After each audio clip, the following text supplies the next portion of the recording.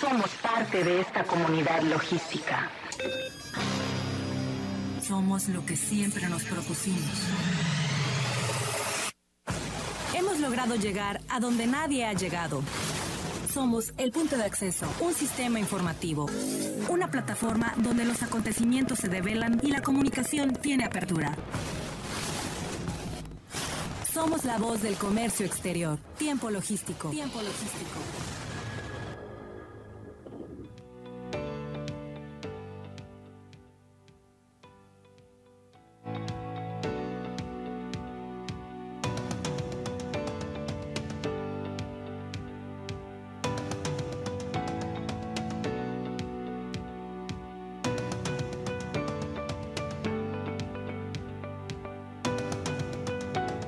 Hola, ¿qué tal? Bienvenidos una vez más a Tiempo Logístico, la voz del comercio exterior.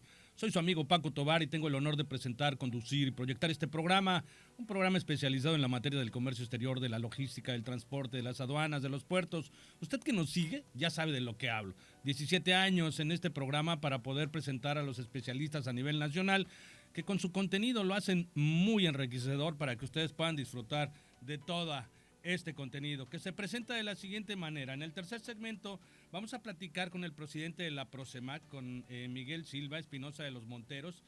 Nos va a dar algo de información para el evento de este viernes 14 y de este primer foro portuario aduanero de Prosemac. En el segundo segmento vamos a platicar del documento de valor y comercialización con el doctor Ricardo Méndez de TLC Asociados. Y en este primer segmento vamos a platicar de las zonas francas en Manzanillo con el doctor Pedro Trejo Vargas. Él es socio director de SC Encor, a quien ya lo tenemos enlazado y le damos por supuesto la más cordial bienvenida. Doctor, bienvenido nuevamente a Tiempo Logístico. Bienvenido, Francisco, me da gusto saludarte y muchas gracias por la invitación de nuevo. La verdad para nosotros es un honor que participes con nosotros con tanta información. Sí, te escuchamos perfectamente. ¿Tú sí nos escuchas? Bueno, parece ser que él no nos está escuchando, pero yo te escucho perfectamente bien, amigo. Saludos. Bueno, sí nos escuchas. ¿Sí escuchas a Paco? No. Ya está transmitiendo y te está tratando de conectar. Omar, no chiques, bueno, estamos aquí ya esperando que se pueda hacer este pequeño enlace.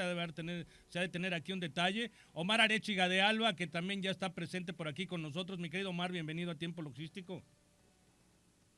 ¿Sí nos escuchas, Omar? Gracias, Paco. Saludos a ti y a todo el auditorio.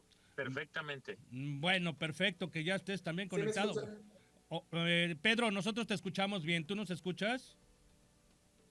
Sí, ya te escucho bien, Francisco. Correcto, pues bienvenido nuevamente a Tiempo Logístico. Hice la presentación de todos los segmentos de quienes participan el día de hoy y por supuesto a ti y el agradecimiento por tu participación en esta ocasión y platicar de las zonas francas en Manzanillo. Bienvenido. Sí, gracias. Antes que todo, quiero comentarles que voy a participar este próximo viernes 14 en el primer foro portuario allí en Manzanillo. Fui invitado por mi amigo Miguel Silva Espinosa de los Monteros, que aquí va a estar también. Y pensando yo en un tema adecuado a este importante foro, me di a la tarea de comentar un tema que me parece muy relevante y que ya de alguna manera he platicado con ustedes aquí. Miren, yo conozco muy bien la mecánica y el establecimiento actual y el origen de los recintos fiscalizados estratégicos, tanto del recinto habilitado como del operador del recinto fiscalizado estratégico. Y les voy a comentar una historia del por qué considero que sí deberían establecerse unas zonas francas en Manzanillo, y no solo en Manzanillo, sino a lo largo de todo el país. Como ustedes saben, en México los recintos fiscalizados estratégicos se crearon en las modificaciones a la ley aduanera que entraron en vigor en 2003. Y realmente los recintos fiscalizados estratégicos fue un híbrido entre el programa IMEX y el régimen de depósito fiscal, que se establecieron allí en unos artículos de la ley aduanera. En aquella época, en el sexenio de Fox, había presión por parte de algunos gobiernos de los estados, incluso algunos agentes económicos, que solicitaban que México estableciera las zonas francas, conforme en este caso al convenio de Kioto. Recordemos que el convenio de Kioto establece como régimen aduanero, entre otros regímenes, las zonas francas. Solo en México, como no hemos suscrito este régimen, no se establecen las zonas francas. ¿Por qué? Porque en México surgió también desde hace mucho tiempo atrás lo que es el programa de Maquila. Entonces, en aquella época, tanto la Secretaría de Economía como la Secretaría de Hacienda decían, bueno, pues ya tenemos el programa de Maquila, el programa IMEX, que tenemos hasta la fecha.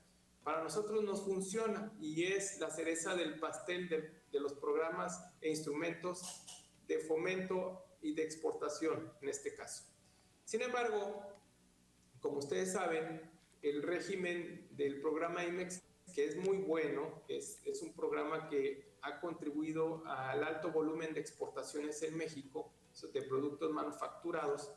También vemos que las zonas francas establecen otro tipo de beneficios mucho más allá, que tienen que ver incluso con impuestos internos y otros beneficios de carácter administrativo meramente más importantes, en este caso, que el simple beneficio del no pago de aranceles, ¿verdad? Entonces, en aquella época, para, en este caso, calmar, en este caso, las aguas de estas agentes económicos y gobiernos, pues se decidió crear un híbrido, ahora sí, un invento mexicano, que son los recintos fiscalizados estratégicos. Y hubo un decreto en 2006, después hubo el decreto del 2016 para incentivar lo que son los recintos fiscalizados estratégicos, que hoy por hoy aproximadamente tenemos 30 recintos fiscalizados estratégicos habilitados en todo el país y aproximadamente 20 operadores, pero te estoy hablando de hace 20 años. Entonces, ¿qué significa? Que tenemos que migrar, que incentivar la creación, en este caso, de zonas francas, y para eso ya tenemos los antecedentes. En este caso, como les comentaba yo, ya tenemos un proyecto de zonas estratégicas de desarrollo. Incluso en 2016 también se crearon las zonas económicas especiales, con muchos incentivos que tienen que ver con el impuesto a la renta, temas de IVA, temas de nóminas, de cuotas obrero patronales, temas de ventajas y beneficios para la capacitación, y que se establecían sobre todo en el sur del país, ¿verdad? En este caso, fue un proyecto muy importante. Incluso hubo en esta ley hubo decretos de declaratoria de zonas económicas especiales en Puerto Chiapas, en Coatzacoalco, en Lázaro Cárdenas, en Progreso, en Salina Cruz, en Campeche, en Tabasco.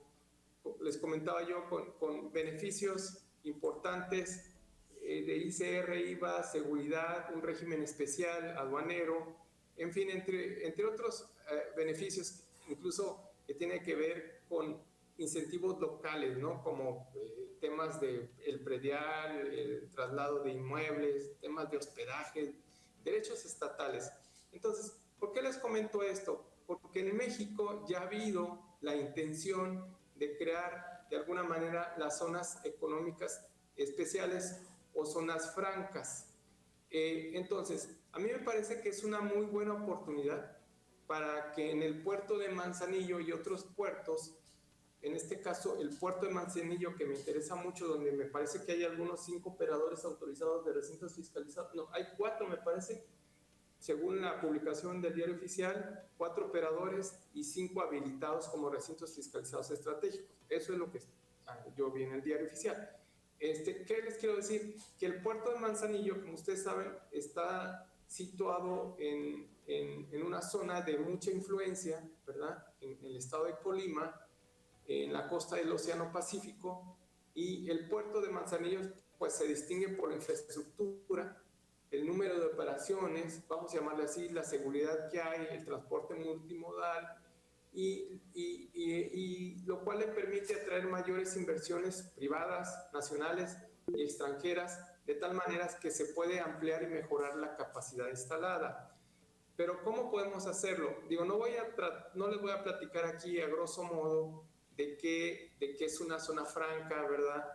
Porque esta zona franca, como les comento yo, es una figura reconocida en el convenio de Kioto que administra la Organización Mundial de Aduanas y se considera como una parte del territorio mexicano, vamos a llamarle así, en el que las mercancías que se introduzcan se consideran generalmente como si no entraran al territorio aduanero, ¿verdad? En lo que se refiere a los derechos de importación.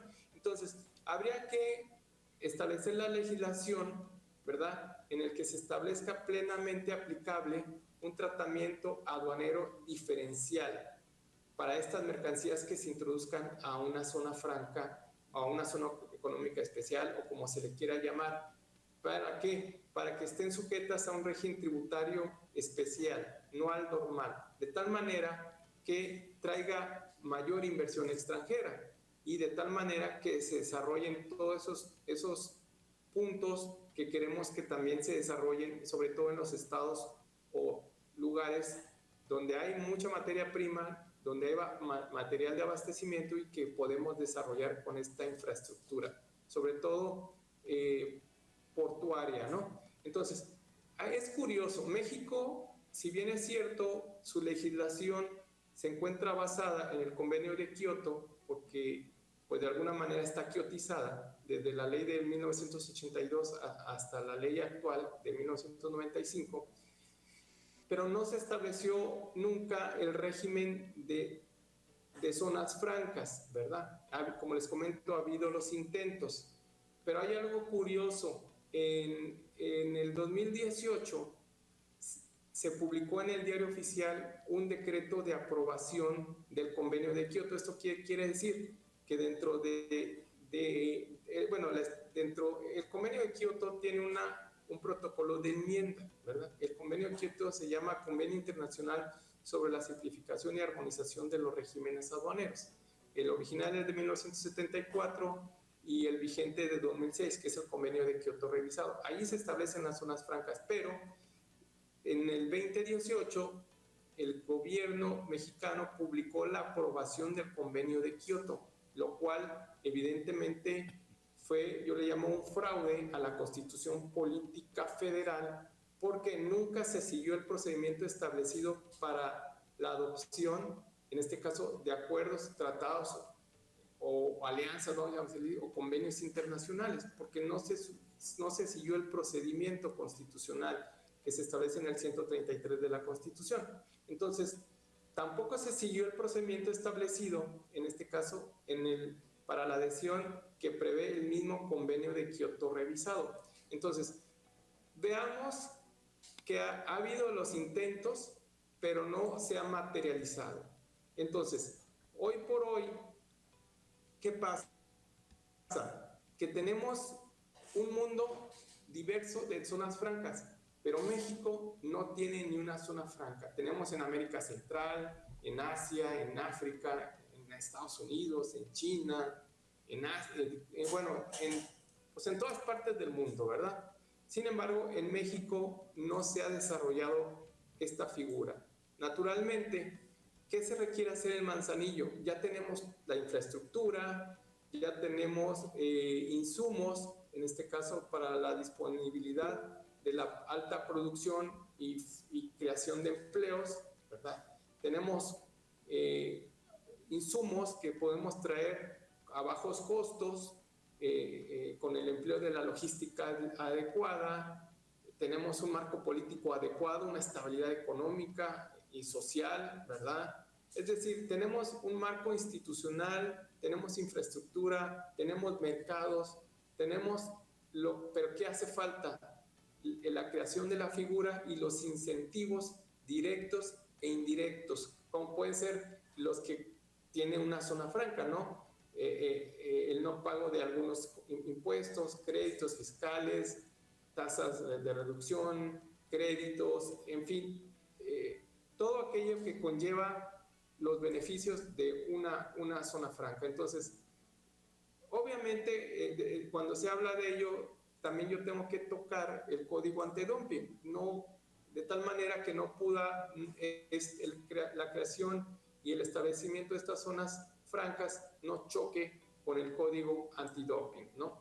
Sin embargo, entonces, como les comento yo, podemos empezar tomando como modelo la Ley Federal de Zonas Económicas Especiales. Esta ley exentaba del pago del ICR hasta por 10 años, había una exención del 100% y luego había una exención del 50% durante los siguientes 5 años, ¿no? Entonces, igual el IVA no se causaba, en este caso, a la entrada y a la exportación. Incluso, como señala el convenio de Kioto, recordemos que México, si nos vamos a la definición de territorio aduanero, pues es lo que es el territorio político, incluyendo las zonas económicas especiales que están más allá del mar territorial. Entonces, ¿qué puede ocurrir? Que podemos generar estas zonas francas para incentivar la producción y la logística. Es decir, se puede hacer todas las actividades que tiene una empresa IMEX, que puede ser simplemente desde almacenaje y distribución de las mercancías, obviamente pasando por la custodia. Pero, ¿qué pasa? Podemos establecer también un proceso industrial de elaboración, transformación o reparación, pero sobre todo los servicios, los intangibles, que tienen mucho más valor actualmente que incluso las mercancías. Podemos establecer call centers, servicios financieros, servicios de contabilidad, incluso hasta servicios educativos, es decir, una gama de actividades que se pueden establecer simplemente con una declaración y una ley, ¿no? Entonces, a mí me parece que sin demeritar las figuras del programa IMEX, u otras como el régimen de depósito fiscal, el régimen de recinto fiscalizo estratégico puede convertirse realmente en una zona franca. Doctor, perdóneme por interrumpirlo. Perdónenme por interrumpirlo, pero de verdad, pues es demasiado interesante lo que nos está platicando. Nos dejó callados a los dos plenamente, pero yo creo que realmente para irnos de fondo con todo esto, sería más sencillo irlo a escuchar el viernes 14 al Foro Aduanero de Comercio Exterior. De eso voy a hablar. Creo que... ya con detalle. Ya con detalle, más a fondo, y digo, pues es como que una probadita de lo que nos va a presentar el viernes 14, que ahí nos vamos a ver. Entonces... Es correcto.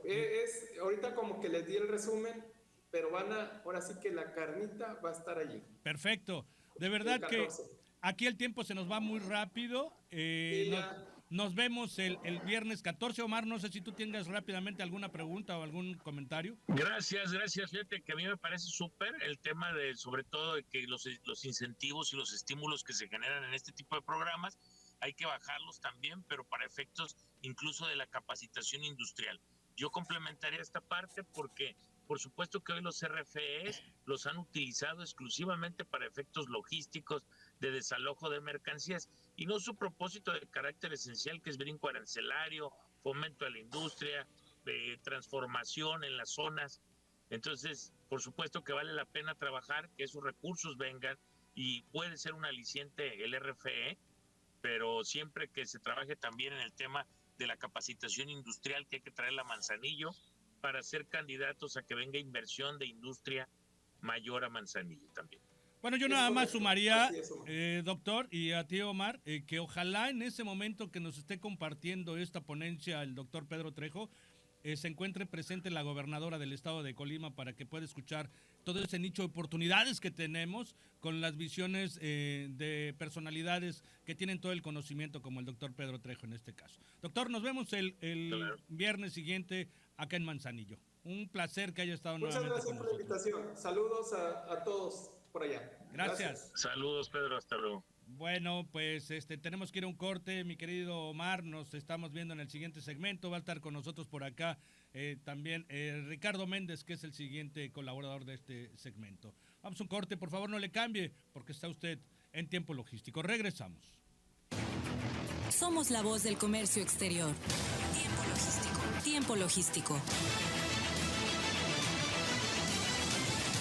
Permanece con nosotros.